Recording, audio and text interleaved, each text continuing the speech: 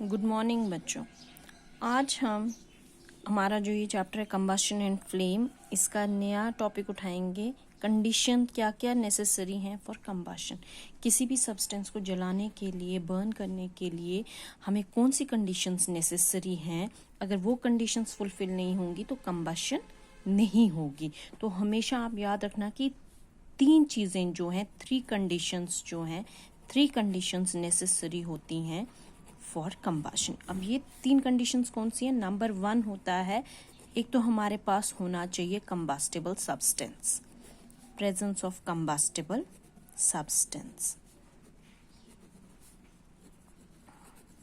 जब हमारे पास ये कंबस्टिबल सब्सटेंस होगा तभी हम कंबशन होगी। दूसरा हमें होना चाहिए सपोर्टर ऑफ कंबशन। अब सपोर्टर ऑफ कंबशन हम किसको बोलते हैं?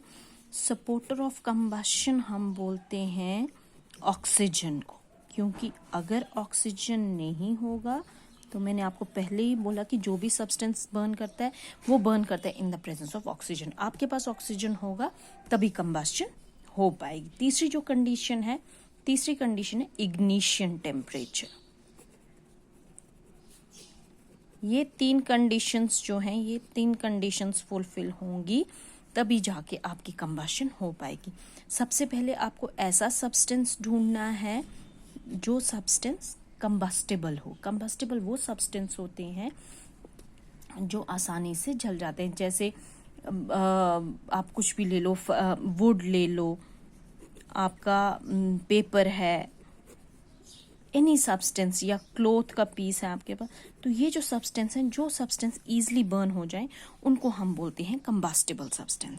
जो सब्सटेंसेस इजीली बर्न नहीं होते उनको हम बोलते हैं नॉन कंबस्टिबल सब्सटेंस। तो 2 टाइप्स के सब्सटेंसेस आपने यहाँ पे समझा कि एक हो गए जो इजीली बर्न, जो नहीं, जैसे प्लास्टिक है आपके पास, वो बर्न नहीं होता है, या आपके पास सैंड है, सॉइल है, ब्रिक है, ईंटें हैं, कुछ भी सब, स्टोन है, ग्लास है, वो बर्न नहीं होते हैं। जो बर्न होते हैं those are called as combustible substance.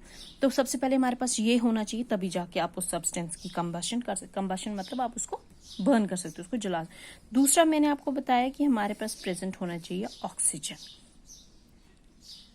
जब तक आपके एयर नहीं होगी आपकी कंबशन, अगर आप कहीं पर आपने वैक्यूम क्रिएट किया, आप कंबशन नहीं कर सकते। तो एयर जो है, एयर बहुत नेसेसरी है फॉर कंबशन। अगर आपके पास एयर है तभी आप कंबशन, क्योंकि एयर में जो ऑक्सीजन प्रेजेंट होता है वो उसको माना जाता है एज सपोर्टर ऑफ कंबशन। तो ये बहुत इंपॉर्टेंट चीज है। ऑक्सीजन नहीं होगा, चाहे कंबस्टिबल सब्सटेंस आपके पास प्रेजेंट है, लेकिन फिर भी कंबशन नहीं होगी। अगर आप ऐसे ही वैक्यूम में किसी चीज़ को रख लोगे और जलाने की कोशिश करोगे जहाँ पे कोई एयर नहीं होगी, वो नहीं जलेगा। तीसरा मैंने आपको बोला इग्निशन टेम्परेचर। अब ये इग्निशन टेम्परेचर क्या होता है? इग्निशन टेम्परेचर होता है लोएस्ट टेम्परेचर जिस पे कोई भी सब्सटेंस जो है वो जलना स्टार्ट करता है। इग्निशन टेम्परेचर को बोला जाता है लोएस्ट टेम्परेचर, जिस टेम्परेचर पे वो सब्सटेंस जो है वो आग पकड़ता है, सब्सटेंस कैच करता है फायर। जिस टेम्परेचर पर वो सब्सटेंस फायर कैच करता है और वो फिर जलना स्टार्ट हो जाता है, उस टेम्परेचर को बोला जाता है इग्निशन। ये लोएस्ट टेम्परेचर है। जब तक ये टेम्परेचर नहीं अटेन होगा कोई भी चीज़ आपकी नहीं जलेगी। पहले ज़रूरी है कि जो भी आपका कंबस्टिबल सब्सटेंस है, पहले आप उसको हीट अप करते हो। हीट अप करने के बाद, हीट अप करने से क्या होता है, उसका लोएस्ट टेम्परेचर आ जाता है, मतलब कि उसका इग्निशन टेम्परेचर आ जाता है। इग्निशन टेम्परेचर के आने से वो सब्सटेंस, डिफरेंट सब्सटेंसेस के डिफरेंट इग्निशन टेम्परेचर होते हैं। अब आपके पास जैसे पेपर है, आपने नोटिस किया होगा पेपर जो है,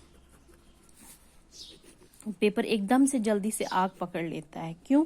क्योंकि पेपर का जो इग्निशन टेम्परेचर है वो बहुत लो है एज कंपेयर टू आपका वुड को जलने में थोड़ा टाइम लगता है। क्यों? क्योंकि उसका इग्निशन टेम्परेचर ज़्यादा है। तो जब तक नहीं हम किसी सब्सटेंस को उसके इग्निशन टेम्परेचर तक ले जाएंगे, मतलब उसका मिनिमम टेम्परेचर जिस पे वो आग पकड़ता है, तब तक वो सब्सटेंस नहीं बर्न करेगा।